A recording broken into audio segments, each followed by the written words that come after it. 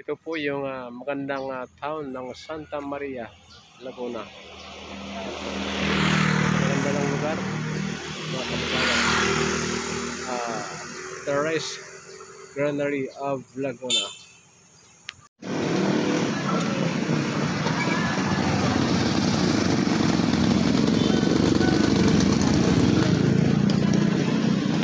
Good morning Philippines, good morning friends. At 11 minutes past 12 o'clock in the afternoon. Sa ganitong industriya, ang aming araw ay laging umaga. Ngayon po ay papakita namin sa inyo yung 1 hectare. Ito ay nasa Santa Maria, Laguna. Mayroon pong kuryente, may supply ng tubig, at higit sa lahat po, mataas po yung signal ng cellphone. Ito po. At yung boundary po ay yung bakod na yan. Hanggang po sa Madrid de Cacao at hanggang po doon sa poste na yun. At kasama na po yung bahay, mga kababayan, sa kanyang pagbibinta ng may-ari. Okay? At narito po yung mga pananim na ating nakikita po sa halagang nakapost po dyan sa ating YouTube channel. Okay? At ngayon po ay pasukin po natin yung banda rito para po makita nyo kung ano-ano ho ba yung mga pananim. May nakita po tayong langka. At maliban po sa tubig na galing po sa water district, mayroon din pong puso. Ito po yan. At pwede tayo makapaglaga ng iba dito po. Maraming bayabas. Maraming bunga po yan hanggang taas po. Yan. Yan ang kagandahan pag mayroon tayong farm.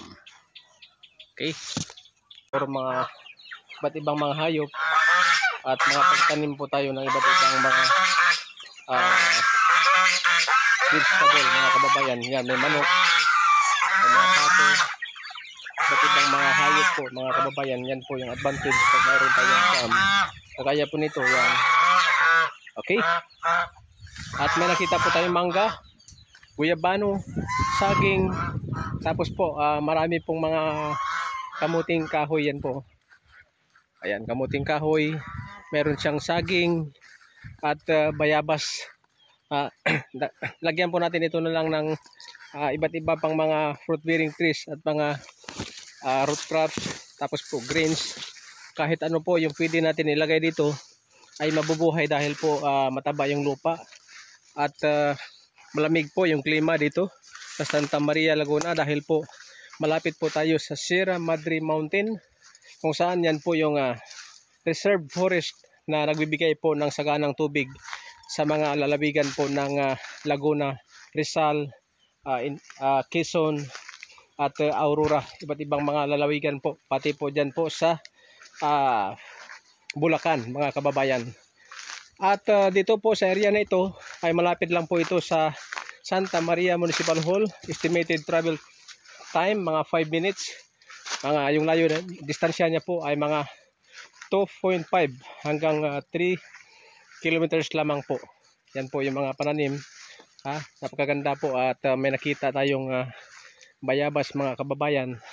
Sampalok, kayimito. Yan. Mayroon na tayong pampaasim. At napakarami pong mga bunga po ng bayabas.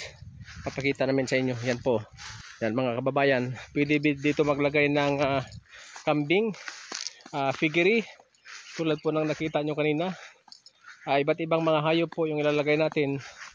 At pwede rin ito magiging housing balang araw pag marami na pong tao. Yan po. Vegetable farm, camping site, warehouse, adventure camp, resort, agrotourism, retirement lot, at adventure camp. Yan po. At marami pong advantage pag tayo'y mayroong farm, mga kababayan. Number 1, fresh air. Yan po, gumagalaw po yung dahon dahil malamig po yung hangin at walang tigil po. Centralized po yung aircon. Makakatipid po tayo sa kuryente dahil po yung ating electric fan ay hindi na kailangan paandarin, kundi tuloy-tuloy lang po yung hangin po, mga kababayan. At yan po, mayroong bayabas. Yan, medyo mataas po yung ibang part. At siyempre mga kababayan, dito ho ay fresh air, gaya po ng nabanggit ko parati, maraming advantage, pati po tubig, alkaline water po na galing po sa bundok yung ating maiinom. Yan po, picturean ko po yung bundok kung saan malapit po yung area na ito. Yun oh. Okay, yan po.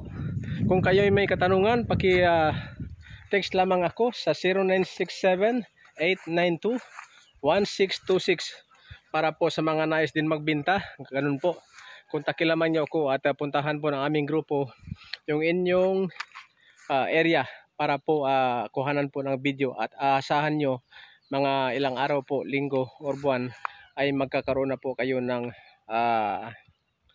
buyer, mga kababayan. At sa mga investors naman po, ito po yung para sa inyo, dahil hindi po natin mamamalayan mga ilang buwan, ilang taon ay mataas na po yung value ng lupa. Kaya po sa mga mahilig po mag-invest, ito na po yung para sa inyo, dahil malapit lang ito sa Santa Maria proper, at mayroon naman siyang sariling kalsada, at malapit po siya or naka-frontage mismo siya sa Barangay Road. Okay? At kung kayo mag-invest, develop, makapagbigay po tayo ng trabaho sa mga kababayan natin na taga rito, yung walang mga trabaho, at ma-enjoy po natin yung kagandahan po ng nature. Pag tayo mismo yung magtatanim, tayo mismo yung mag-aalaga ng mga hayop. At dito po ay maraming mga negative ion, dahil maraming mga pananim na kapalibot. At siyempre walang radiation, walang ingay, walang usok. Okay? At kung kayo yung may pera, pwede ho tayo maglagay po dito ng resort, or maglagay po tayo ng swimming pool banda po rito.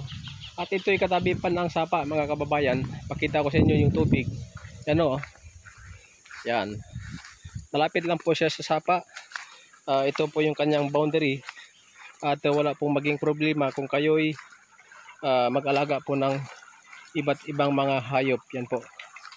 Yan, malakas po yung tubig, mga kababayan. Kahit po tag-init ay hindi po nawawala yan. Okay? Thank you po sa lahat ng mga nanonood. Paki-like and subscribe yung aking YouTube channel. Libre naman po yan. At yung aming serbisyo ay libre din po. Kami naghahanap ng mga magagandang lote na maaari nyo magustuhan para po makatulong din kami sa mga magiging trabahador po nyo. Yan po yung boundary mula po doon hanggang po doon sa kabila. Yan, lagpas pa po ng straple. Estimated mga 300 meters yung kanyang frontage. Yan po, maraming salamat.